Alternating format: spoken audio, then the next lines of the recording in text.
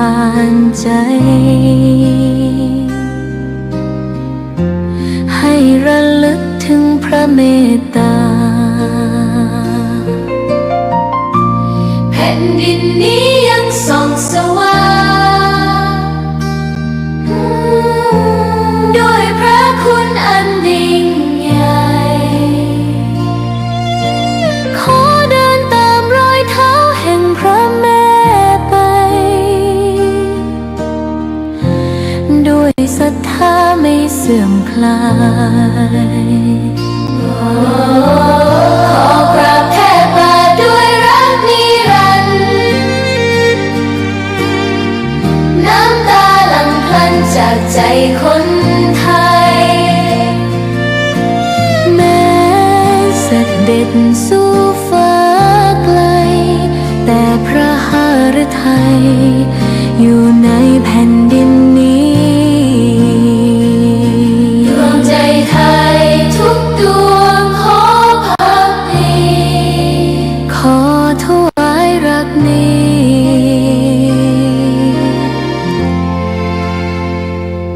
นิรันดร์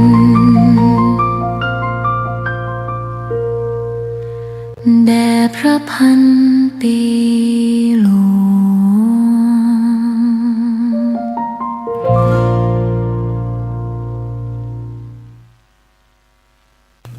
สวัสดีครับท่านผู้ฟังพบกับรายการเกษตรเพื่อชีวิตสำหรับวันนี้เสนอเรื่องโลกาภิวัตน์ตอนที่2ก่อนเข้าสู่รายการก็มีธรรมะมาฝากท่านผู้ฟังหัวข้อจากหนังสือพจนานุกรมพุทธศาสตร์ฉบับประมวลศัพท์เรียบเรียงโดยเทพเวทีประยุทธ์โตมหาจุฬาลงกรณราชวิทยาลัยพิมพ์เผยแพร่ปี2533หัวข้อธรรมะวันนี้คือราคะคำว่าราคะเนี่ยแปลว่าความกำหนัดหรือความยินดีในกามแล้วหรือแปลว่าความติดใจหรือความย้อมใจติดอยู่ในอารมณ์นะอันนี้เป็นก็เรียกกิเลสตัวที่ตัวหนึ่งนะของในกิเลสโลภะโทสะโมหะเนี่ยนะอันนี้มันเกิดขึ้นจากที่ว่าเราเริ่มได้เสวยอารมณ์นะอารมณ์คือความเขาเรียกสภาวะทางจิตใจที่เปลี่ยนแปลงไปตามสิ่งเร้าที่เข้ามาทางตาหูจมูกลิ้นกายใจของเรานั้นมันก็รับอารมณ์นั้นความจิตใจแล้วก็รับมามันก็เขาเรียกมีความรู้สึกแหละอารมณ์พาไปทีนี้เมื่อรู้สึกเกิดขึ้นปุ๊บจิตก็เสวยเวทนาคือเวทนาคือความรู้สึกที่จิตใจรับอารมณ์นั้นมาเกิดเป็นเรียกว่าสุขทุกข์หรืออุเบกขาเฉยๆนี่คือเวทนาความรู้สึกที่เกิดขึ้นในจิตใจทีนี้คนเรานะถ้าเราไม่มีสติปัญญาที่มากพอนะมันก็จิตใจเราจะไหลไปตามกระแสอารมณ์เหล่านั้นนะอารมณ์ตัวที่ร้ายๆก็คืออารมณ์ที่ว่าทางกามฉันทะเนี่ยตัวนี้มันไปเข้ามามันความพอใจเกิดขึ้นปุ๊บความรู้สึกที่ได้ความติดใจก็คือตัวแรกที่เกิดขึ้นก่อนที่ว่าเราได้สัมผัสเสียก่อน สัมผัสอารมณ์นี้สัมผัสอารมณ์นี้ก็มันก็ติดใจขึ้นมานะติดใจยินดีนะในความกำหนัดเหล่านั้นนะ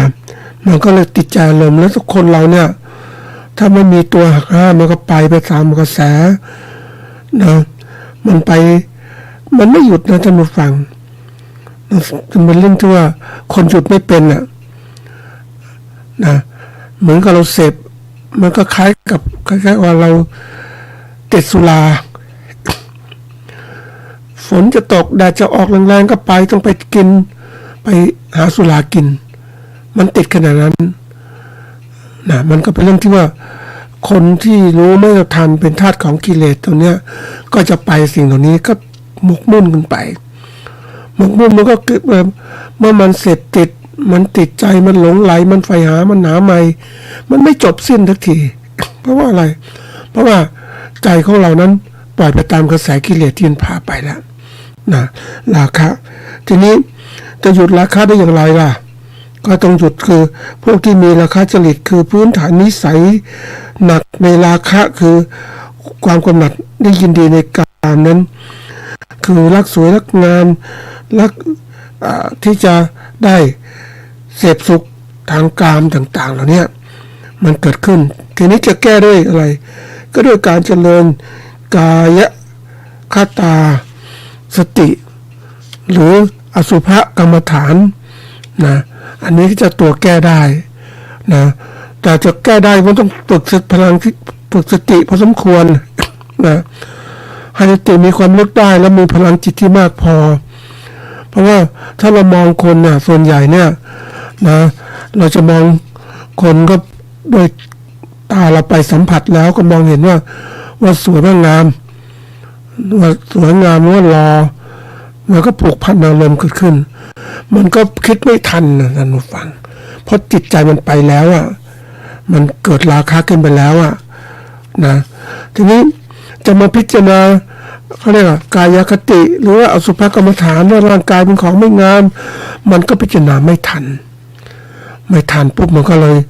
ปล่อยไปตามอารมณ์ราคะนั่นเองหมดเขาเรียกหมดพลังจิตของเรากำลังจิตของเราไม่พอเพราะฉะนั้นคนที่ต้องพิจารณาตรงนี้มันจะเป็นตัวหยุดยั้งได้ด้วยเหตุและผลสติปัญญาสำคัญมากดูด้วยเหตุและผลว่ามันไม่งามจริงไหมนะกายของเราเนี่ยมันจะไปหลงทำไมอ่ะมันดูลึกๆมันไม่งามมันก็ต้องมันประกอบด้วยธาตุสี่ดินน้ำลมไฟจะแยกอย่างนั้นธาตุต่างๆเอากินเข้าไปกินซากพืชกินสัตว์ก็ซากพืชซากสัตว์นั่นแหละมันเข้าไปร่างกายมันก่อให้เกิดการเปลี่ยนแปลงการย่อยมันเกิดอะไรเกิดธาตุอาหารบำรุงร่างกายมันก็แค่นั้นมองไปเดียวมันทะลุไปมองเห็นมันไม่สวยไม่งามเดี๋ยวมันก็เสื่อมไปตามเวลาแก่ชรามันสวยงามไหมเคยเห็นคนที่สวยงามท่านผู้ฟังดูสวยๆนะมันยังเป็นวัยรุ่นก็สวยแต่ว่าเรามองเห็นการเปลี่ยนแปลงที่เกิดเพราะเรา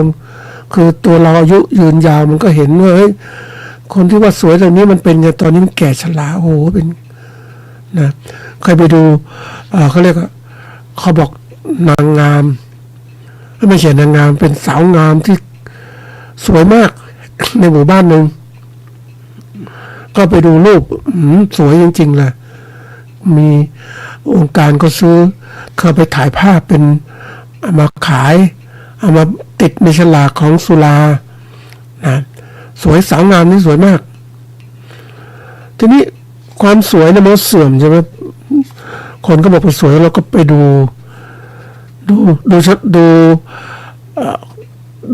ภาพมันก็สวยละทีนี้ไปดูของจริงนะท่านผู้ฟังความสวยความงามนั้นคือมันเสื่อมสลายไปเร็วมากครับท่านผู้ฟังแล้วความชราตอนนั้นเป็นเขาเรียกว่าโรคมันมีโรคตัวหนึ่งระบาดโรคคือ HIV นะโรคพวกเนี้ยมันระบาดทีนี้ผู้หญิงคนนี้ก็ติดโรคมาตัวนี้โรคภูมิแพ้ท่านผู้ฟังนะมันเลยติดโรคเอดส์นั่นแหละภูมิแพ้เกิดขึ้นโอ้โหไปดูโอ้ยอายุยังไม่มากท่านผู้ฟัง เพียงแต่ว่าเขาใช้ชีวิตไปตอนสวยตอนงามก็ไปเขาเรียกติดอกติดใจการเสพกาม มันก็เป็นที่แหล่งมาของการเกิดโรคเอดส์ขึ้นมานะแล้วก็มันทำลายระบบต่างๆจากสาวอายุประมาณ20กว่าเท่านั้นนะ20ไม่ถึง25มั้งแถวนี้โอกลายเป็นสาวแก่แล้วท่านผู้ฟังโอ้มันดูไม่สวยไม่งามเลยมันจากที่ดูภาพมันสวยแต่ว่าไม่สวยเพราะว่าการที่เป็นติดเอดส์มันก็เป็นตัวร้ายสำคัญมากอีตอนนี้ที่พูดถึงเรื่องเอดส์มันก็ลามมาถึงว่ากระแสข่าวบอกว่าเฮ้ยคน คนเป็นโรคเอดส์มากเลยนะมันติดมายังไงก็เพราะการที่เราไม่ใส่ใจในการที่จะเห็นโรคพวกนี้มันก็เสพกามไปมันก็ติดเสียท่านผู้ฟังนี่มันตัวแล้วมันเห็นภาพของความไม่สวยไม่งามเนี่ยแล้วก็ตัวได้พิจารณาว่ามันไม่สวยไม่งามมันก็พิจารณาบ่อยๆมันก็เกิดความสลดสังเวชต่างๆในใจของเราเราจะไปติดทำไมคนที่สวยงามไม่กี่ปีก็แก่ชราแล้วมันเห็นความจริงกับท่านผู้ฟังเห็นความจริงก็คลายความยึดมั่นถือมั่นคลายกิเลสตัณหาราคะจริตได้หมดมันวางได้ของมันตัวแต่คนส่วนใหญ่ไม่ยอมพิจารณามันก็อะไรมันก็ติดตรงเนี้ยกว่าจะเห็นอย่างไปดูสถานเริงรมย์อย่างเนี้ยโอ้โหมันคนก็ว่าสวยงามก็ไปเที่ยวกันอันนี้ไปดูเพื่อพิจารณาดูโอ้มันไม่สวยไม่งามท่านผู้ฟังมันดูแล้วมันคนสวยคนงามมองลึกๆไปไม่สวยไม่งามอีกมันก็กลายเป็นว่าเฮ้ยเป็นคนผิดปกติหรือเปล่าแต่มันไม่ผิดปกติเราเพียงแต่ว่ามันเห็นความจริงที่เกิดขึ้นเราดูความจริงเกิดขึ้นเราจะหยุดยั้งมันได้ด้วยความที่มีสติปัญญามันแข็งกล้ามันก็ดูแล้วเรื่องอะไรไปติดมันทำไม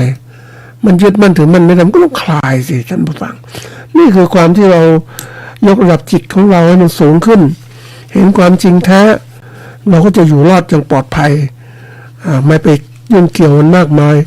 เพราะชีวิตของคนมันก็อย่างที่บอกมันเสื่อมตลอดเวลาจะประกอบมันสวยงามไม่ได้หรอกนะท่านผู้ฟังครับเข้าสู่รายการของเราวันนี้ก็พูดถึงเรื่องโลกาภิวัตน์ในตอนที่2นะนี้มาดูความหมายความสำคัญของโลกาภิวัตน์มันคืออะไรนะมันเป็นสิ่งที่ต้องคิดโลกาภิวัตน์เนี่ยมันมีเกิดขึ้นตลอดเวลาท่านผู้ฟังมันไม่ใช่ว่าเฮ้ยมันมีตอนที่บัญญัติศัพท์มันเกิดขึ้นมานานตลอดเวลาที่มนุษย์พัฒนาการจากมนุษย์ที่อาจจะอยู่ถ้ำอยู่ป่าอยู่เขาแล้วโลกามันก็เปลี่ยน โลกเนี่ยโลกคือแผ่นดินเนี่ยโลกคือหมู่สัตว์เนี่ยมันเปลี่ยนแปลงอยู่ตลอดเวลาเพราะนั้นเมื่อมีการพูดถึงนี้มันมากขึ้นในปัจจุบันเนี่ยมันก็ต้องทำให้เราต้องตระหนักนะท่านผู้ฟังอย่าไปปล่อยปละละเลย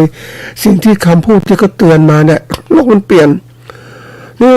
ความหมายโลกาภิวัตน์ก็คือสภาวะที่โลกเชื่อมโยงกันมากขึ้นในด้านเศรษฐกิจสังคมการเมืองวัฒนธรรมและเทคโนโลยีสิ่งแวดล้อมต่างๆเนี่ยมันหมดเลยนะทำให้ข้อมูลข่าวสารสินค้าและการติดต่อกันได้อย่างรวดเร็วมากขึ้นนะอันนี้โลกมันเปลี่ยนแล้วอ่ะ ก็เรียกโลกมันแคบลงนั่นแหละทีนี้ความสำคัญโลกาภิวัตน์เนี่ยสำคัญก็คือว่าทำให้เกิดการติดต่อ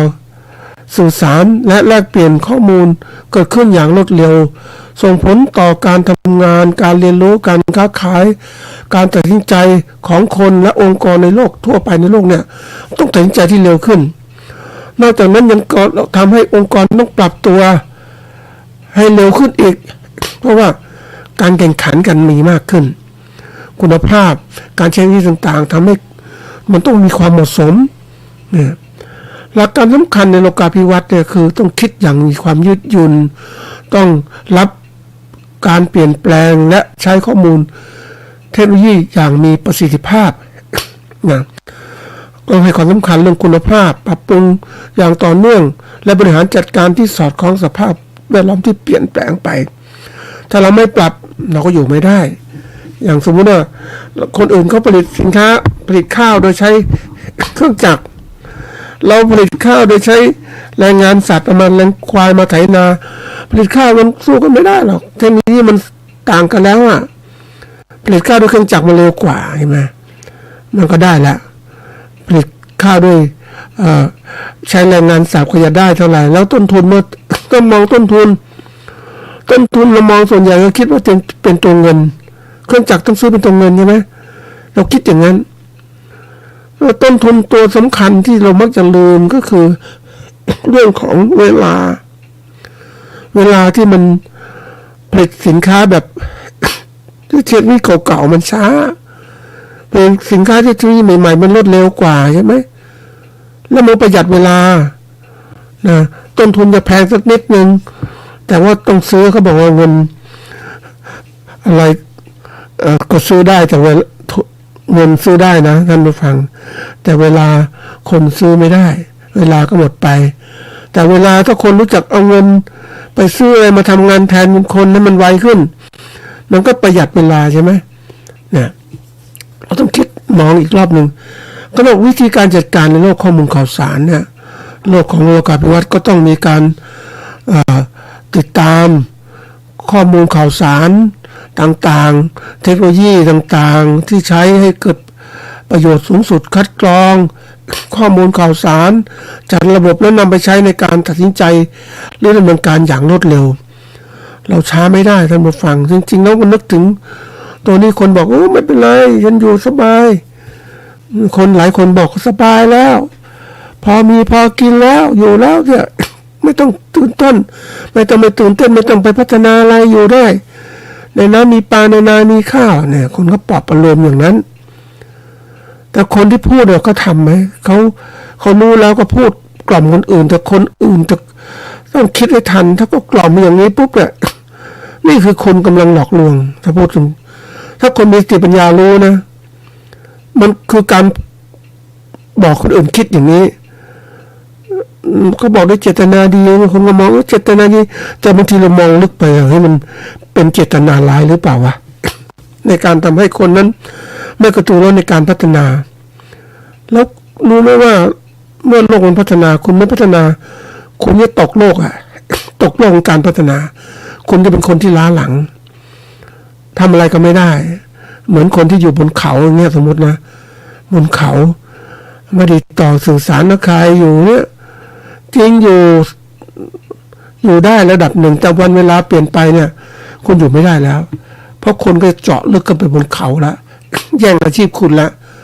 คนเก่งก็ต้องอยู่รอดได้คนไม่เก่งก็ต้องหมดไปท่านผู้ฟังนี่คือตัวสำคัญที่สุดต้องหัดคิด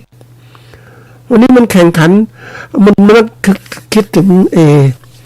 คนบางคนไปปลูกข้าวโพดบนเขาตัดไม้ทำลายป่าปลูกข้าวโพดต้นทุนมันต่ำปลูกข้าวโพดดีมากเลยนะอยู่บนเขาเนี่ยก็ขนส่งมาข้างล่างนะเอามาขายนะก็แน่นอนได้เงินไม่ต้องลงทุนอะไรมากแต่รู้ไหมว่าคุณอยู่บนเขาคุณต้องเอาสินค้ามาส่งล่างคุณใช้รถ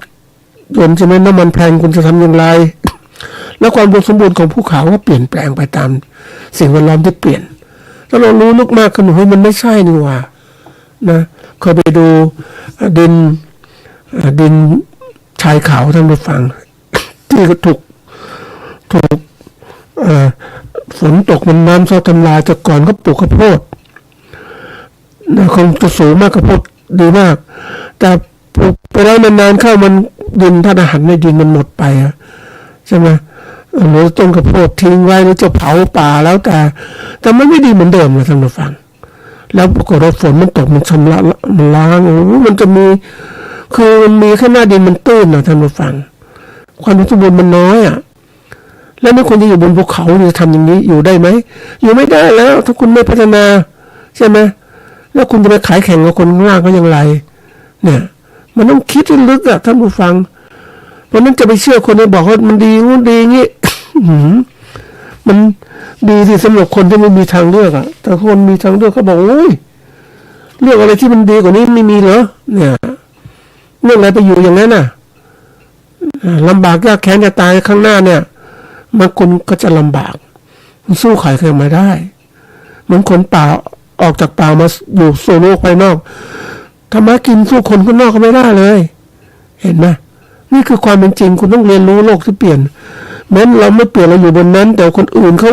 บุกรุกเข้าไปแล้วเขาแย่งพื้นที่ดินคุณจะทำอย่างไร นะคุณต้องคิดนะไม่ใช่ปล่อยไปเหมือนเป็นนึกถึงภูเขาหนึ่งภูทับเบิกไม่ค่อยมีใครพูดถึงนะท่านผู้ฟังเป็นภูเขาที่สูง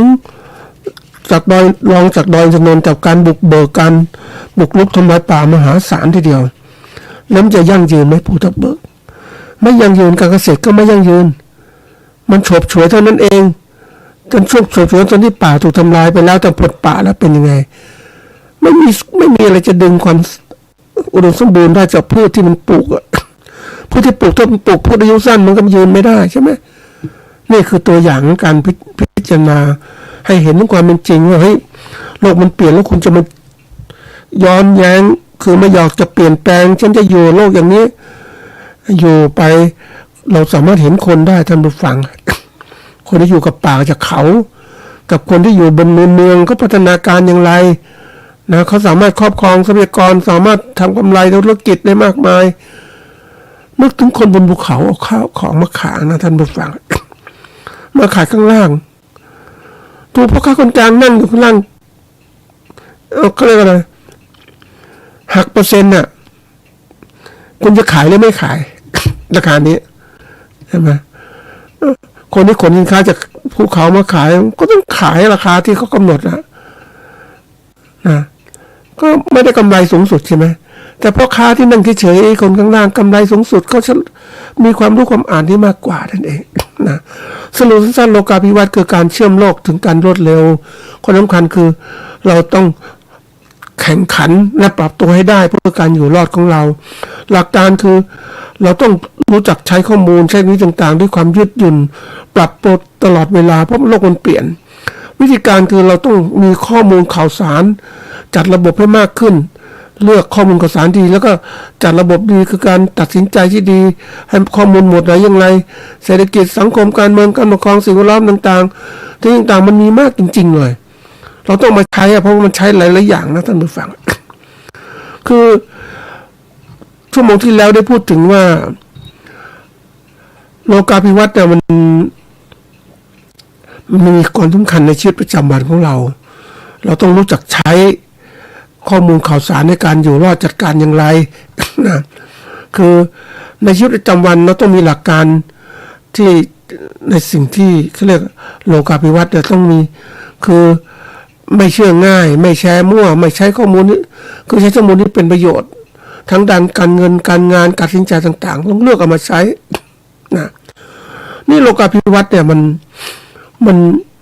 เป็นกระบวนการที่โลกเชื่อมโยงพึ่งพากันมากขึ้นในด้านต่างๆด้านเศรษฐกิจแล้วก็การค้าการลงทุนการผลิตข้ามพรมแดนเทคโนโลยีการสื่อสาร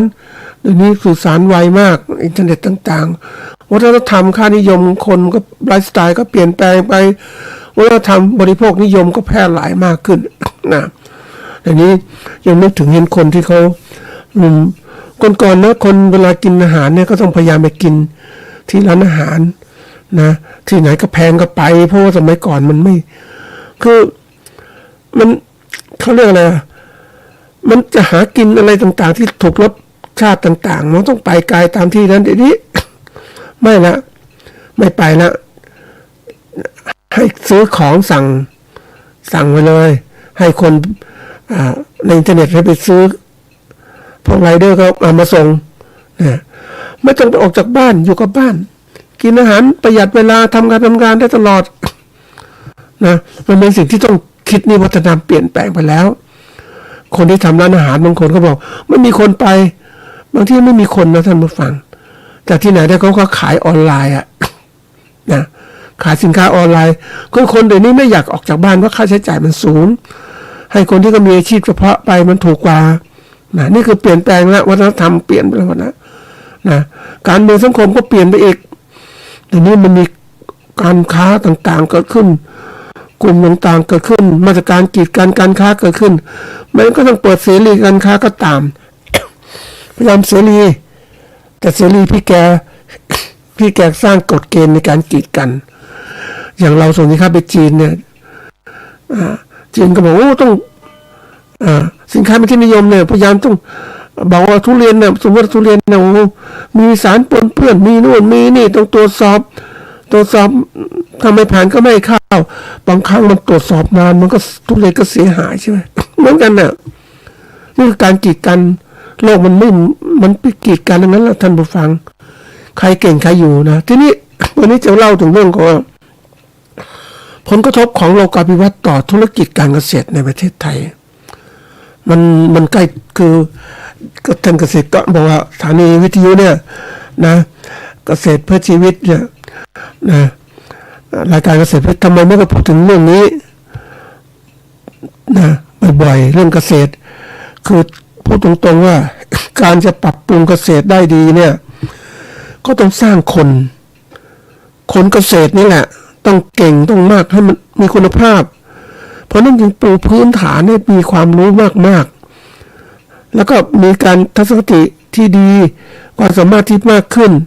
เพราะแล้วถ้าเราไม่มีความรู้ที่พื้นฐานที่มากดีพอเนี่ยเราผลิตสินค้าเกษตรไปเนี่ยเราก็ถูกก็กดราคาทำไงทำไปก็ไม่รวยอ่ะเหมือนที่ผ่านมาเพราะเราไม่ทันกับโลกที่ธุรกิจที่เปลี่ยนนะที่บนนี้ที่ต้องเรียนรู้โลกมันมากโลกาภิวัตน์มันกระทบต่อธุรกิจเกษตรเรามากเพราะว่าอะไรมันมีผลกระทบนะผลกระทบเชิงบวกก็คือว่าหนึ่งการเปิดตลาดส่งออกที่กว้างขวางขึ้นมันดีอย่างส่งออกมากขึ้น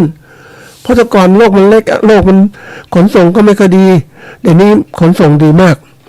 นะทั้งทางเรือทางรถยนต์ทางรถไฟนะอันนี้มันไวมากขนส่งสินค้าอย่างข้าวไทยส่งออกไปทั่วโลกเนี่ยเช่นในอเมริกาจีนแอฟริกาตะวันออกกลางนะนี้มันคือขนส่งทางเรือเคยไปดูท่าเรือที่ส่งข้าวออกนอกประเทศโอ้ใหญ่โตนะข้าวที่ส่งไปขายจีนมันมีสมมติจีนก็ขาดแคลนอาหารขาดข้าวอันนี้ก็ส่งคือคนจีนที่มาอยู่ประเทศไทยเขาค้าขายกับประเทศจีนเขาก็ตั้งท่าเรือส่งออกท่าเรือข้าวเปลือกมีท่าเรือข้าวเปลือกในที่ริมน้ำเจ้าพระยาโหใหญ่มากท่านผู้ฟังในสมัยก่อนคงใหญ่จริงๆอ่ะมีโกดังข้าวเปลือกมีท่าเรือมีเหมือนกับใหญ่อะนะเป็นเนื้อที่แบบโหนี่แสดงว่าสมัยก่อนเนี่ยมันเจริญเติบโตมากจริงๆทีนี้นี่คือตัวอย่างการขนส่งเนี่ยมันประเทศต่างๆเดี๋ยวนี้ผลไม้ส่งออกต่างๆทุเรียนมังคุดลองกองเข้าถึงตลาดจีนฮ่องกงหรือประเทศอื่นที่เปิดเสรีการค้าอย่างน้ำผึ้งผลิตภัณฑ์ผึ้งก็ส่งออกได้มากขึ้นไม่มีมาตรฐานระดับสากลอันนี้ตัวอย่างนะตัวอย่างของสินค้าที่ส่งออกกว้างขวางขึ้นเพราะประเทศมันใกล้กันมันเหมือนกับว่าคมนาคมขนส่งที่เร็วแล้วเปิดเสรีการค้าก็ส่งมากขึ้นข้อที่สองในการถ่ายทอดที่นวัตกรรมต่างๆโลกเกษตรเป็นโลกที่ว่าปลูกพืชและเลี้ยงสัตว์เนี่ยนะแล้วก็การธุรกิจก็คือการตลาดสินค้าเกษตรมันก็ต้องใช้การผลิตสินค้าเนี่ยต้องใช้เทคนิคการเกษตรที่แม่นยำระบบการให้น้ำอัตโนมัติสำรวจเดี๋ยวนี้การใช้โดรนสำรวจพื้นที่โดรนสำรวจพ่นยากำจัดศัตรูพืชยาฆ่าแมลงกำจัดโรคพืชต่างๆนะมากมายทีเดียวเลยทันสมัยแล้วเครื่องจักรเข้าไปด้วยนะจะมีการปลูกพืชใช้พันธุ์พืชตัดต่อพันธุกรรมที่มันดีนะมันมีพันธุ์พืชตัดต่อพันธุกรรมท่านผู้ฟังก่อนเขาก็กลัวนะคือพันธุ์พืชตัดต่อพันธุกรรมก็คือคนเรามันไม่มั่นใจแต่การที่เขาตัดต่อพันธุกรรมก็คือพืชที่มันอย่างข้าวโพดอย่างเงี้ยมันมีหนอนกระทู้ระบาดข้าวโพดเจาะฝักข้าวโพดเจาะต้นข้าวโพดใช้ยาฆ่าแมลงไม่ถึงมันอยู่ข้างในเพราะนั้นทำยังไงดีให้ต้นข้าวโพดมีความต้านทานต่อการกินของหนอนกระทู้เหล่านี้เขาเลยตัดต่อพันธุกรรมใส่ยีนไบรัสทูรินซิตเข้าไปในพันธุกรรมข้าวโพดก็ปลูกเพราะนั้นเมื่อศัตรูหนอนกระทู้มากินต้นข้าวโพดก็เจอสารที่ต้นข้าวโพดสร้างคือยีนตัวนี้มันสร้างสารพิษที่เกิดขึ้นเพราะฉะนั้นหนอนกระทู้เจาะเข้าต้นข้าวโพดไม่ได้นี่พันธุกรรมนี้ก็ปลูกพืชในอเมริกาเขาใช้กันปลูกพืชเพื่อ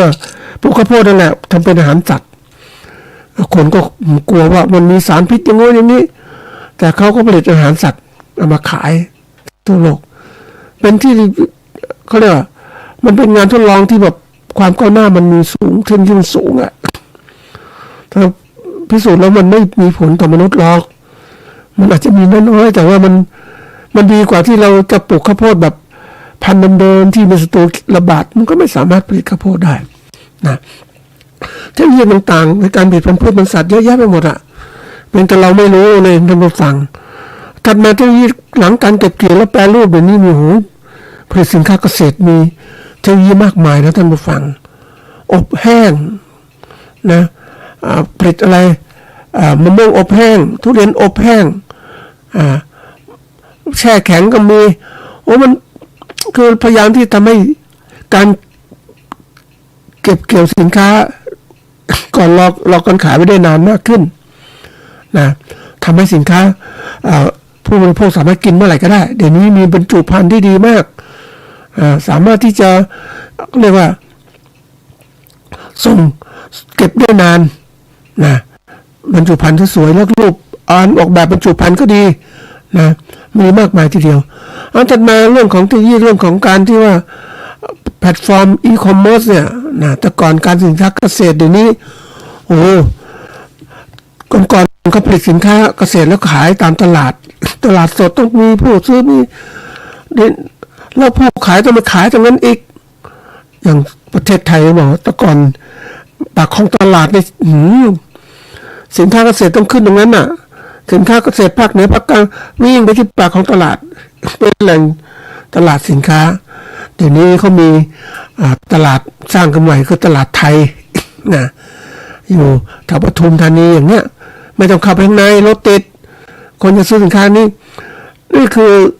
ส่งสินค้านะนี่เดี๋ยวนี้ของเราเองเนี่ยท่านผู้ฟังเดี๋ยวนี้มันมีการที่ว่ามีแพลตฟอร์มอีคอมเมิร์ซเราสามารถจะมีสินค้าที่บ้านเราไม่ต้องไปส่งที่ค้าตลาดก็ได้เพราะตลาดมันไม่ใช่อยู่ที่แล้วตลาดมันอยู่ที่ตัวบุคคลผู้บริโภคอยู่ที่ไหนนะเพราะนั้นเดี๋ยวนี้มีระบบของโลจิสติกการขนส่งที่มันรวดเร็วก็สามารถส่งสินค้าไปได้เลยเราผลิตปุ๊บก็มีระบบของอีคอมเมิร์ซเข้ามาใช้ใครสั่งมาโอนเงินมาก็ส่งทางไปรษณีย์ส่งทางต่างๆทีนี้มีทุกอย่างหมดเลยท่านผู้ฟังยังนึกถึงว่าเกษตรกรที่พัฒนาเนี่ยที่เขามีความสำเร็จเหมือนกันนะท่านผู้ฟังในช่วงวิกฤตโควิดเนี่ยตอนนั้นเขาพูดตรงๆคนที่ค้าขายสินค้าประเภทที่เรียกว่ามีห้างมีร้านมีอะไรต่างออนไซต์นั่นแหละนะปรากฏว่าคนไม่ค่อยไปคนมันกดตกติดโควิดแต่คนที่เรียนรู้เรื่องของอีคอมเมิร์ซเข้าไปเนี่ยปรากฏเขาขายได้อยู่ได้จริงๆท่านผู้ฟังในช่วงวิกฤตโควิดเนี่ยเขาขายได้ดีทีเดียวเพราะคนไม่ไปซื้อสินค้าที่กลัวติดเชื้อก็สั่งทางออนไลน์เอากันแล้วกันเนี่ยนี่คือตัวอย่างนะถัดมาเรื่องของโลกมันเปลี่ยนนะเทคโนโลยีต่างๆมันเปลี่ยนหมดนะท่านผู้ฟังเทคโนโลยีทางการผลิตทางการตลาดเปลี่ยนหมดเลยเราจะเรียนรู้อย่างเดิมๆของเราไม่ได้แล้วเราต้องเรียนรู้สิ่งใหม่ๆมันถึงทำให้เราอยู่รอดได้อย่างไปดูคนญี่ปุ่นที่เขาประสบความสำเร็จนะท่านผู้ฟังเพราะเขาเจอระบบการค้าที่มีพ่อค้าคนกลางเป็นหัวคอยกินหัวคิวกินกำไรแล้วก็กดราคาเขาสู้ไม่ไหวเขาก็เลยมาเปิดออนไลน์เกิดขึ้นปุ๊บเนี่ยค้าขายออนไลน์คนรู้จักแล้วมีการโฆษณาต่างๆมากขึ้นตัวนี้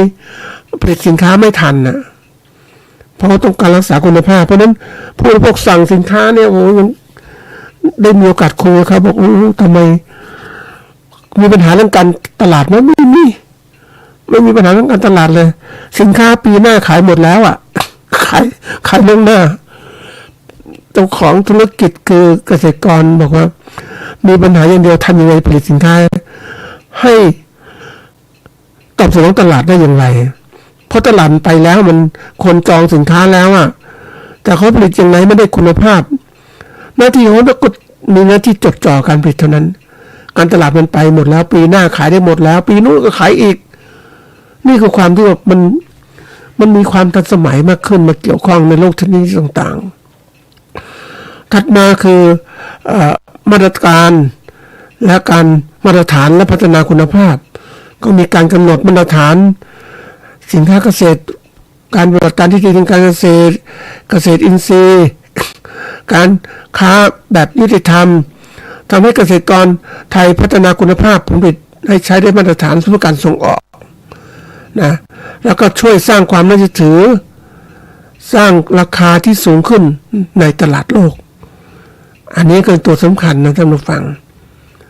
เขาบอกความน่าเชื่อถือมันเกิดขึ้นจากอันที่หนึ่งคือความถูกต้องอันที่สองมีเหตุมีผลอันที่สามเรียกว่าการเข้าใจซึ่งกันและกันนะระหว่างผู้ซื้อกับผู้ผลิตนะก็คือเกษตรกรและผู้ประกอบการธุรกิจเกษตรเนี่ยสำคัญเชื่อถือมากก็มั่นใจเหมือนกับว่าอย่างคนญี่ปุ่นที่ซื้อสินค้าสั่งสินค้าออนไลน์เนี่ยเขามั่นใจเขาซื้อสินค้าล่วงหน้าจากเกษตรกรพวกเนี้ยเพราะเขามาดูท่านผู้ฟังดูที่ร้านดูที่อะไรต่างๆมีมาตรฐานปุ๊บผลิตดีเขาเอาสั่งเลยนะอันถัดมาคือการที่มันข้อดีของโลกาภิวัตน์คือการลงทุนข้ามแดนมีมากขึ้นบริษัทต่างชาติก็มาลงทุนผลิตอาหารต่างๆการห้องเย็นโลจิสติกต่างๆร้านลงทุนญี่ปุ่นในอุตสาหกรรมของญี่ปุ่นในอุตสาหกรรมแช่แข็งอย่างนี้ก่อนไปดูนะท่านผู้ฟังถั่วและญี่ปุ่นแต่ก่อนเป็นพระถั่วเราคิดแต่ก่อนมีในก่อนนู้นนะท่านผู้ฟังก็มีต้นทุนแล้วถั่วและนี่มันต้นมันใหญ่นะท่านผู้ฟังถั่วและนี่ต้นใหญ่เวลาปีนไปเก็บมันก็คล้ายฝักถั่วลิสงแล้วเนี่ยแหละไอ้ถั่วเหลืองแล้วเนี่ยนะทีนี้ก็ญี่ปุ่นก็ผลิตคัดสายพันธุ์มานะปลูกถั่วเหลืองคือถั่วและญี่ปุ่นเขาเนี่ยต้นเตี้ยๆก็เก็บทีนี้ญี่ปุ่นมาผลิตลงทุนเนี่ยก็รู้ว่าเป็นที่ขายดีมากในญี่ปุ่นแต่ญี่ปุ่นผลิตมันต้องมีปัญหาคือดินฟ้าอากาศต่างๆความอุดมสมบูรณ์ของดินไม่พอก็ย้ายมาที่มาผลิตที่นครปฐมนครปฐมกำแพงแสนนี่แหละท่านผู้ฟังอำเภอกำแพงแสนจังหวัดนครปฐมโอ้ปลูกกันจำนวนมากทีเดียวแล้วก็ปลูกเสร็จปุ๊บซื้อเข้าโรงงานแล้วโรงงานเสร็จปุ๊บก็แปรรูปเลยนะต้มสุกให้รสชาติดีแล้วก็แช่แข็งบรรจุใส่บรรจุภัณฑ์แค่ส่งญี่ปุ่นโรงงานญี่ปุ่นมาทำโดยตรงเลยแล้วก็คนไทยผลิตปลูกถั่วเหลืองฝักสดนี่แหละถั่วละฝักสดเนี่ยนะเป็นสิ่งที่บอกนี่คือการสร้างงานที่เกิดขึ้นประยุทธ์การสินค้าต่างๆมันแลกเปลี่ยนได้เร็วฟรีเทรดอะไรเกิดขึ้นปุ๊บมันก็ส่งสินค้าได้มากแล้วก็กลายเป็นแหล่งผลิตนี่เป็นมองในแง่เชิงบวกที่มันเปิดเสรีเปิดโลกาภิวัตน์ก็ขึ้นแต่ทีนี้มาดูว่าในแง่ผลกระทบเชิงลบมันเป็นไงเชิงลบเนี่ยก็แน่นอนข้อที่หนึ่งคือการแข่งขันที่รุนแรงมากอย่างข้าวไทยเราไปเชิญการแข่งขันเวียดนามอินเดียที่อื่นเขาส่งออกข้าวต่างๆไปขายประเทศใดที่มีต้นทุนต่ำผู้ซื้อก็จะซื้อที่นั่นทีนี้ข้าวไทยแต่ก่อนเราบอกโอ้ยเราดีเว้ยนะมันผลิตมาปรากฏว่าเดี๋ยวนี้ประเทศที่แข่งขันกับเราเวียดนามอินเดียผสมข้าวออกได้มากแต่ปกีฐานแต่ก่อนผลิตข้าวก็ไม่ได้เหมือนกันนะต้องซื้อข้าวจากไทยอินเดียก็เหมือนกันแต่นี้อินเดียเนี่ยผลิตข้าวได้พอแล้วก็เริ่มส่งออกแล้วต้นทุนที่ถูกกว่าก็แข่งขันแย่งตลาดของเราอะนะผลไม้ไทยแข่งกับผลไม้จากประเทศอื่น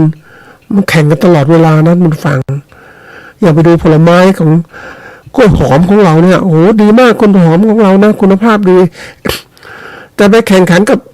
กล้วยหอมของคอสตาริกาฟิลิปปินส์ต่างๆคุณภาพเขาไม่ดีอะแต่เขาต้นทุนต่ำนะท่านผู้ฟังกล้วยหอมไทยคุณภาพสูงราคาสูงอ่ะแต่ที่ผู้บริโภคก็ต้องคิดเหมือนกันเนี่ยจะซื้อผลไม้คือมีคู่แข่งมากขึ้นคู่ค้ามากขึ้นคู่แข่งมากขึ้นผลิตค้าแข่งกับเราแล้วก็เกษตรกรผู้ผลิตเนี่ยถ้าไม่สามารถปรับตัวได้มันก็ส่งสินค้าไม่ได้สินค้าไม่มีมาตรฐานต้นทุนที่สูงอาจจะต้องเขาเรียกว่าขายไม่ได้เหมือนเราเคยเจอปัญหาเนี่ย เกษตรกรพวกเราเจอปัญหาอะไรรู้ไหมเรามีมาตรฐานแล้วแต่ต้นทุนที่สูงจากน้ำมันเชื้อเพลิงที่เรามาใช้ในการผลิตสินค้าเกษตรน้ำมันแพงขายสินค้าขายข้าวขายอะไรต่างๆไปมันต้นทุนมันสูงมันขายสูงใช่ไหมเราสู้เขาไม่ได้เหมือนกันนะท่านผู้ฟัง อันถัดมาคือการพึ่งพาตลาดส่งออกมากเกินไปมันธรรมชาติของเราอะที่ไหนสินค้าดีที่ไหนเขาราคาดีแล้วก็ขายเข้าไปอะขายไปที่นั่นอะเพราะว่าเราได้ราคาดีกำไรก็มากขึ้นก็เลยมุ่งมองที่ผลิตส่งออกนะเพราะฉะนั้นเราไม่ได้สนใจว่าเฮ้ยถ้ามันออกไม่ได้จะทำไงนะนี่ก็ตัวสำคัญเขาบอกออกไม่ได้เนี่ยก็ต้องมองสินค้าเนี่ยต้องมองผู้บริโภคในประเทศแหละเพราะนั้นเมื่อเศรษฐกิจโลกมันชะลอตัวปุ๊บมาตรการกีดกันการค้าเกิดขึ้นเกษตรกรไทยได้รับผลกระทบทันทีเช่นการใช้โรงงานผลิตสินค้าผลไม้ที่ปิดตัวเพราะส่งออกไม่ได้นะมันก็เลยกลายเป็นสิ่งที่ลำบากมากว่าเราเองอ่ะคือเมื่อโลกมันเปิดกว้างก็จริงแต่เราต้องเล่นในเก่งกว้างต่อสู้เขาไหวไหมและขณะเดียวกันอย่าลืมการพัฒนาสินค้าตลาดสินค้าของเราด้วยในประเทศของเรามันต้องมีตลาดสินค้าที่พึ่งพาในการผลิตสินค้าเกษตรของเราเนี่ยแรกๆสมัยก่อนผลิตสินค้าเพื่อไว้กินไม่ใช้แต่หลังๆผลิตสินค้าเพื่อการขายเลยนะกินใช้ก็ระดับหนึ่งแต่ผลิตเกินอ่ะผลิตเกินสินค้ามันมากมันต้องหาตลาดนี่ถ้าตลาดในโลกของเปิดเสรีการค้าต้องรู้ว่าเขาประเทศไหนเป็นยังไงนะมันต้องดูท่านผู้ฟังว่าโลกมันเปลี่ยนนะอย่างสมัยก่อนเนี่ยฟิลิปปินส์อินโดนีเซียเนี่ยเขามีความเจริญก้าวหน้ามีเศรษฐกิจที่ดีนะเขาก็ซื้อข้าวไทยได้มากขึ้นแต่นี่เศรษฐกิจเขาไม่ดีเขาไม่มีเขา ต้องการแต่ข้าวไทยมันแพงเขาก็ซื้อไม่ได้เหมือนกันเห็นไหมเขาซื้อไม่น้อยลงนี่คือตัวอย่างอันถัดมาคือระบบเสรีการค้าปุ๊บเนี่ยโลกาภิวัตน์เนี่ยการครอบงำของทุนต่างชาติข้ามชาติก็เข้ามามากในช่วงหนึ่งของเราเนี่ยเราเปิดประเทศของเราเนี่ยมีอุตสาหกรรมต่างๆเข้ามาเยอะแยะไปหมดเลยนะเข้ามาในประเทศไทยนี่แหละเพราะเราอยากจะเขาเรียกอะไรอยากสร้างความเจริญเติบโตให้กับประเทศเราจะเน้นเกษตรกรรมอย่างเดียวไม่ได้ต้องมีอุตสาหกรรมนี่อุตสาหกรรมก็เข้ามาท่านผู้ฟังอุตสาหกรรมอื่นๆที่ประเทศอื่นเขาไม่ให้ทำเพราะมันสร้างมลภาวะเกิดขึ้นกับประเทศเขาก็มาประเทศไทยนะประเทศไทยก็เปิดรับเต็มที่ทั้งที่เป็นประเทศเกษตรกรรมแต่พี่แกเอาโรงงานมาตั้งไว้ตรงเนี้ยสร้างมลภาวะเกิดขึ้นมหาศาลน้ำเสียเป็นยังไงออกไหนนะแล้วก่อนอยู่อุตสาหกรรมก็ตั้งแถวๆริมแม่น้ำเจ้าพระยาส่งไปน้ำยาหรือตั้งริมทะเลก็ส่งลงทะเลไปนะคือบำบัดน้ำเสียไม่ดีพอทีนี้มันเข้ามาเยอะแยะไปหมดท่านผู้ฟังนะการครอบงำทุนต่างชาติมันเข้ามาทุกอย่างอย่างบริษัทผลิตเมล็ดพันธุ์ข้ามชาติก็เข้ามาผลิตเมล็ดพันธุ์แข่งขันกับในประเทศแล้วสกอร์ต้องพึ่งพาเมล็ดพันธุ์นำเข้าเนี่ยต้นทุนการผลิตก็สูงขึ้นห่วงโซ่อุปทานควบคุมผู้ซื้อรายใหญ่เกษตรกรรายเล็กมีอำนาจต่อรองได้น้อยรายใหญ่มันคุมหมดเลยคุมสินค้าเกษตรต่างๆเนี่ยจะซื้อต้องให้ราคาเนี่ยเกษตรกรมีอำนาจต่อรองไม่มีอำนาจต่อรองก็ต้องขายราคาต่ำนะเดี๋ยวนี้ทุนต่างชาติเข้ามาเยอะแยะนะยังนึกถึงอุตสาหกรรมหนึ่งของเราคนไทยทำไม่ได้เนี่ยเพราะทุนเราน้อยต่างชาติมันมาทำแทนเลยนะท่านผู้ฟังมาทำธุรกิจเนี่ยธุรกิจเกษตรของเรานี่แหละทั้งการผลิตการตลาดมันทำหมดเลยมาได้มีเงินแล้วก็จ้างคนไทยทำครอบครองแล้วผลิตสินค้าต้นทุนมันถูกมันก็มีตลาดในประเทศมันด้วยแล้วต้นทุนในประเทศมันก็ค่าแรงงานถูกมันก็ส่งออกไปสิแล้วมันก็มันทำธุรกิจเกษตรที่ประเทศไทยเนี่ยมันครอบครองจริงๆนะท่านผู้ฟังว่าใครจะสู้เขาได้ เห็นไหมอันถัดมาคือเรื่องเปิดเสรีการค้าการระบาดของโรคศัตรูก็มากขึ้นการเคลื่อนย้ายสินค้าข้ามพรมแดนง่ายขึ้นมันก็เกิดการแมลงโรคศัตรูก็ติดกับพืชผลเกษตรเข้ามาอีกเยอะแยะไปหมดนะอันนี้ตัวสำคัญในธุรกิจเกษตรของเราการเปลี่ยนแปลงระบบรูปแบบการบริโภคคนเนี่ยฉลาดมากขึ้นคนบริโภคประเทศไทยฉลาดนะท่านผู้ฟังสินค้าใดที่ถูกฉันจะซื้อกินอ่ะก็แน่นอนเนี่ยเขาต้องประหยัดนะจะซื้อกินทำไมอย่างสมมติว่าแอปเปิลมันจีนเข้ามาเยอะแยะนะโอ้มันเข้ามามันถูกอ่ะทีนี้เราจะกินตัวฝรั่งไหวไหมฝรั่งนะก็แทนแต่ก่อนเรากินฝรั่งในประเทศไทยนี่ฝรั่งมันแพงโลตั้ง25 30 50 54 50 กว่าบาทอย่างเงี้ยลูกมันก็แพงนะงั้นกินแอปเปิลดีกว่าไหมเนี่ยตัวอย่างคนบริโภคเขาฉลาดมากขึ้นก็รู้อะไรสินค้าที่ถูกยังไงถ้าเราไม่มีระบบที่ควบคุมที่ดีพอเราก็ลำบาก ในการตลาดเราไม่เก่งอะหลายเรื่องเราไม่เก่งการตลาดนั่นเองผลิตเก่งแต่ว่าตลาดไม่เป็นทีนี้ความเสี่ยงภัยด้านราคาและเงินตราต่างๆค่าเงินไทยมันผันผวนตามตลาดโลกต่อรองสินค้าค่าเงินมันแข็งปุ๊บเนี่ยสินค้าเราก็แพงท่านผู้ฟังเนี่ยมันตัวไปส่งออกสู้เขาไม่ได้นะความเสี่ยงเรื่องต้นทุนผลิตของสูงบางทีนำวัตถุนำเข้าอย่างสงครามยูเครนเกิดขึ้นเนี่ยปุ๋ยแพงสงครามในตะวันออกกลางน้ำมันแพงมันต่อรองมันทำให้เกิดอะไรเกิดขึ้นนะต้นทุนสินค้าเกษตรก็แพงขึ้นไปส่งใครตอนนี้มีปัญหาโลกาภิวัตน์มันก็ต้องคนที่ต้องรู้เร็วถึงจะสามารถจัดการสินค้าเกษตรได้เร็วเรารู้ช้าเนี่ยจัดการไม่ได้ผลิตสินค้าเกษตรแล้วเต็มสต็อกแล้วเนี่ยสินค้าเกษตรมันเน่าเสียถ้าไม่มีโรงงานแปรรูปมันก็อยู่ไม่ได้อีกนะมันเป็นอะไรที่แบบยากลำบากนะอย่างนึกถึงเกษตรกรกลุ่มหนึ่งที่พยายามทำมะม่วงส่งออกก็มีตลาดต่างประเทศส่งออกแต่ความผันผวนเรื่องของพ่อค้าในประเทศที่เราส่งออกเราคาดการณ์ว่าเขาจะซื้อสินค้าจากเรานะทำสัญญาเราซื้อขายเอาสินค้ามะม่วงไปขายประเทศเขานะแต่ปรากฏว่าประเทศอื่นมันผลิตสินค้ามะม่วงเหมือนกันมันถูกกว่าก็ไม่ซื้อสินมะม่วงของเราทำไงนี่คือสิ่งที่เกิดขึ้นการพลิกแพลงการค้ามันมีมากมายทีเดียวเพราะนั้นในฐานะที่เราต้องเรียนรู้โลกเกษตรต้องปรับตัวทุกเรื่องนะเรารู้ช้าปรับตัวช้าก็ถูกเขาเอาเปรียบเพราะในโลกปัจจุบันโลกาภิวัตน์เนี่ยเปิดโอกาสให้ธุรกิจเกษตรไทยเติบโตได้ตลาดโลกแต่มันก็มาพร้อมกับความท้าทายเรื่องการแข่งขันการพึ่งพาภายนอกความเสี่ยงต่างๆเกษตรและผู้ประกอบการไทยเนี่ยจำเป็นจะต้องปรับตัวอย่างต่อเนื่องนะคำว่าต่อเนื่องคือตลอดเวลานะท่านผู้ฟังโดยเน้นการพัฒนาคุณภาพสินค้าสร้างมูลค่าใช้เทคนิคต่างๆให้มีประสิทธิภาพมากขึ้นกระจายความเสี่ยงโดยไม่พึ่งพาตลาดเดียวต้องพยายามหาหลายตลาดเพื่อให้อยู่รอดและเติบโตได้อย่างยั่งยืนในยุคโลกาภิวัตน์ซึ่งเป็นเรื่องยากนะท่านผู้ฟังยอมรับว่าในยุคโลกาภิวัตน์เนี่ยมันอาศัยปัจจัยหลายตัวมากเลยที่บอกว่าการเชื่อมโยงของเศรษฐกิจนะสังคมนะปัจจัยสังคมเศรษฐกิจการเมืองเทคโนโลยีศิลปะวัฒนธรรมสิ่งของมันมีหมดเลยท่านผู้ฟังหลายตัว